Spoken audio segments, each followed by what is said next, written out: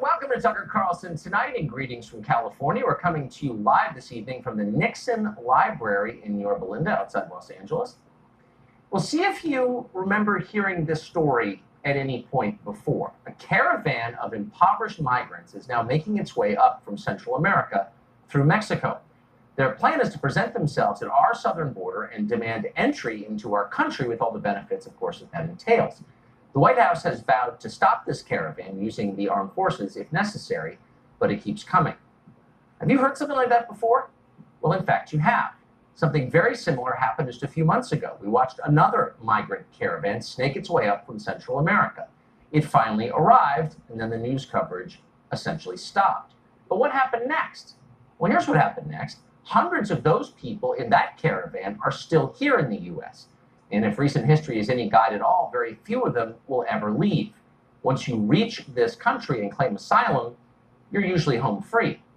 Our media don't often cover that, but the rest of the world is watching and knows it very well, and that's why they keep coming. The most recent estimates suggest that a caravan's worth of uninvited migrants arrives at our border every few days. Why is this happening? Because an entire political party is inviting it and encouraging it. They believe unchecked immigration will strengthen their hold on power. They're perfectly aware that you don't like this, but they don't care. Just yesterday, Nancy Pelosi said it would be, quote, immoral to build a wall that might stop poor people from flooding into this country. Watch. We have to do something other than building a wall, which you characterize very well. In my view, it's immoral, expensive, ineffective, and not something that people do between countries. Did you catch that? Securing the border is just, quote, not something people do. Not something decent people do anyway. Bigots do it. So do moral reprobates and anyone else who derives pleasure from cruelty. As MSNBC explained just today, borders are a lot like slavery or the Trail of Tears. Watch. This is a moral outrage that harkens to the worst excesses in the history of the country, to the separation of families at the slave auction blocks, Yes, to the separation of Native American families. It is a moral outrage. Said, I love you. I really do. I'd like to move next door to you and have coffee. They're morally outraged. Well, they're always morally outraged, and the point of their moral outrage is pretty clear. America has no right to decide who lives within its borders. Americans lack the moral standing to make that decision. We are too sinful. Illegal immigrants come here because we deserve it. We meddled in their wars in the 1980s. We had the gall to get addicted to the drugs they send us. We once had segregation in the American South. Whatever. The point is, this is a fallen country. 22 million illegals within our borders is just the beginning of our penance. Latin America is listening to all of this, and they are getting the message, and that's why they're on their way. Last fiscal year, 94,000 families from Honduras, Guatemala, and El Salvador were detained at the U.S. border. Not one of these people had a right to come in, but they were not deported. Almost 100% of them are still here, and most will never leave. We are powerless in the face of this. Congress could fix it, but Congress refuses to fix it. The system is broken by design. Voters know this, of course. It's one of the main reasons they voted for Donald Trump 2 years ago. They don't hate immigrants, obviously, but they do believe America has a right to decide which immigrants to admit. All countries have that right, don't they? That would be an interesting debate. The Democratic Party and their lackeys in the media don't want to have that debate because they know they would lose. So instead, they try to bully the population into silence. The GOP argument on immigration isn't one that's optimism-based. It's fear-based. This is a scare tactic, right? This is the president. This immigration is a scare tactic he's using to rev up his supporters. When you talk about caravan, you're talking about white anxiety. You're talking about old white man angst. And so when they bring up the caravan, that's all we need to do is to bring up the pictures of children being separated from their families. In other words, shut up, racist. Well, you probably heard that before, too, like every day for the last 2 years. You hear it a lot because it's an effective political tactic, but it only works if you fall for it. You should not fall for it. Most Americans are not racists, not even close. They're decent people. They love their country. They want their country to continue, and they know that will not continue without real borders. Max Burns is a spokesman for Robert F. Kennedy Human Rights, a group that campaigns on behalf of migration, and he joins us tonight. Thanks a lot, Max, for joining us tonight. So, sort of a macro question first. You acknowledge this is a democracy, and democracies over time probably ought to reflect the will of the people who live within them. The majority of the population overwhelmingly thinks Americans have the right to determine who comes in from other countries. We don't have that right. It's demonstrable. Isn't this anti-democratic, the system that we have now? No, I don't know that anyone's arguing that we have to take people in. This is, Tucker, a simple question of enforcing the laws that we already have. I mean, if people like Barry Goldwater and Ronald Reagan and George W. Bush could make the distinction between an immigrant and a refugee, I think it's well within the capability of Congress and the president to make that same distinction today.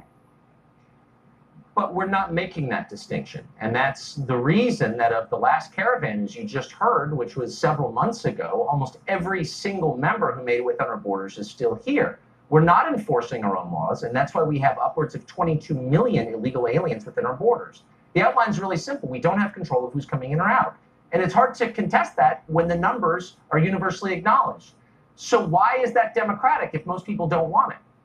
I think it's strange that the people talking about law and order don't want to enforce, say, the Refugee Act of 1980, which was unanimously passed by the Senate, unanimity not something we're used to today, and who don't want to follow the process that's enshrined in our own domestic law to grant at least the application and the right to plead a case for asylum at the border. That's in the law. And the problem is that process is not being followed.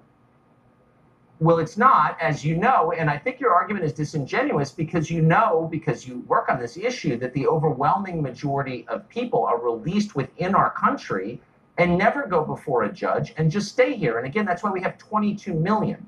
So when illegals in this country right now, it's part of the reason. So if you see a migrant caravan coming of people who have no documentation and no right to be here, it's a little concerning when the left says, well, wait a second, we deserve them because we meddled in their countries in the 80s, or we take the drugs they send us. The point that you're making and others on the left are making is this is our punishment. No, which is what you Tucker, clearly you're a supply and demand conservative. You know that there can't be a demand without supply. There can't be supply without demand. It's not like this is a one-way street. These are drugs that we are obsessed with as a nation due to a failed war on drugs. And there is something to be said for the fact that we have created this gang violence, this political instability in Honduras and Guatemala through this addiction we have to drugs, and yet we are so hesitant to acknowledge the human cost that's marching toward us. No, I guess I'm not hesitant to acknowledge the human cost. I'm struck by your hesitance to acknowledge the over 50,000 Americans who died last year of drug ODs. Where do they figure into this moral equation of yours, where we deserve to be invaded because we take their drugs? What about the families of the 50,000 who died? How much time do you spend thinking about them? All the time. I think they would be much better served using that money we want to spend on a wall for opioid prevention, opioid education, and to rethink this entire country's addiction to heroin, crystal meth, to marijuana. Come on, Tucker, that's more useful than a wall. Wait. A wall might stem some of the flood of illegal drugs, not all, but some that would save American lives. But that's not a concern to you because why? Because these people You're are against seeking, the wall because you believe because it the would people work. in this caravan are seeking asylum status. They're not drug runners. All the pictures that are up right now on the TV are them checking in at police stations. You don't know who they are, actually. You have no idea who they are, and neither do I. Which is why we have a process for hearing their asylum claim. That's why we have a vetting process. Why do not, hold on. You know as well as I that a wall would give us some control, physical control over our borders. It works, which is why you hate it.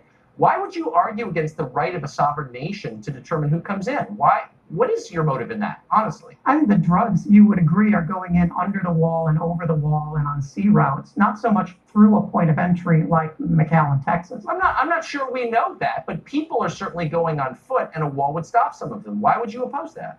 There was a report on Fox just the other day of a gigantic air-conditioned drug tunnel with a little mini subway in it. So you can't say that it's not like they haven't figured out how to get around a wall. Yeah, so you just want to save money. You're just worried about federal expenditures. All right, we're out of time. Max, thank you. Thank you.